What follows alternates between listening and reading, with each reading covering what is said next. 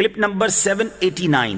اس clip میں آپ قرآن پاک کی سورہ مریم کی آیت نمبر 60 سے 62 تک کی تلاوت، ترجمہ اور تفسیر قرآن صراط الجنان سماعت فرمائیں گے۔ بسم اللہ الرحمن الرحیم۔ ترجمہ: اللہ کے نام سے شروع جو نہایت مہربان رحمت والا ہے۔ إِلَّا مَن تَابَ وَآمَنَ وَعَمِلَ صَالِحًا فَأُولَئِكَ يَدْخُلُونَ الْجَنَّةَ وَلَا يُظْلَمُونَ شَيْئًا۔ ترجمہ: مگر جنہوں نے توبہ کی اور ایمان لائے اور نیک کام کیے تو یہ لوگ جنت میں داخل ہوں گے اور ان پر کوئی زیادتی نہیں کی جائے گی۔ الا من تاب، مگر جنہوں نے توبہ کی۔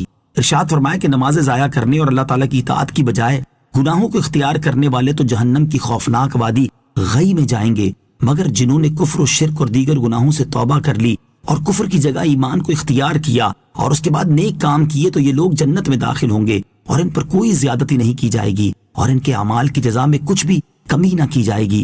اس آیت سے معلوم ہوا کہ کافر کے لیے پہلے کفر سے بیزاری کا اظہار کرنا، پھر ایمان لانا اور پھر نیک اعمال کرنا ضروری ہے۔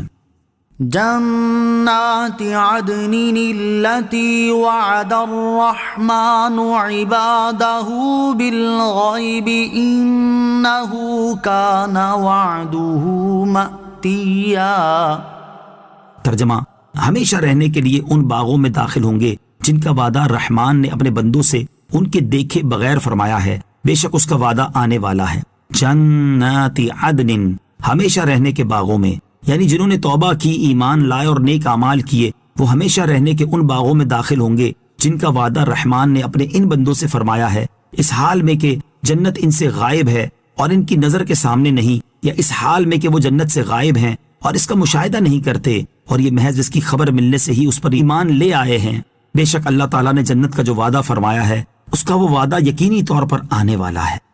لا يسمعون فيها لغوا إلا سلاما ولهم رزقهم فيها بكرة وعشيا۔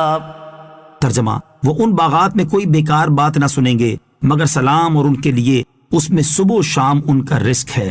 لا يسمعون فيها لغوا، وہ ان باغات میں کوئی بیکار بات نہ سنیں گے، یعنی جن باغات کا اللہ تعالیٰ نے اپنے بندوں سے وعدہ فرمایا ہے ان کا وصف یہ ہے کہ جنتی ان باغات میں کوئی بیکار بات نہ سنیں گے، البتہ وہ فرشتوں کا یا آپس میں ایک دوسرے کا سلام سنیں گے اور ان کے لیے جنت میں صبح و شام ان کا رزق ہے۔ اس سے مراد یہ ہے کہ جنت میں انہیں دائمی طور پر رزق ملے گا، کیونکہ جنت میں رات اور دن نہیں ہے بلکہ اہل جنت ہمیشہ نور ہی میں رہیں گے، یا اس سے مراد یہ ہے کہ دنیا کے دن کی مقدار میں 2 مرتبہ جنتی نعمتیں ان کے سامنے پیش کی جائیں گی، البتہ وہ خود جس وقت جتنا چاہیں گے کھائیں گے، ان پر کوئی پابندی نہ ہوگی۔ بیکار باتوں سے پرہیز کریں۔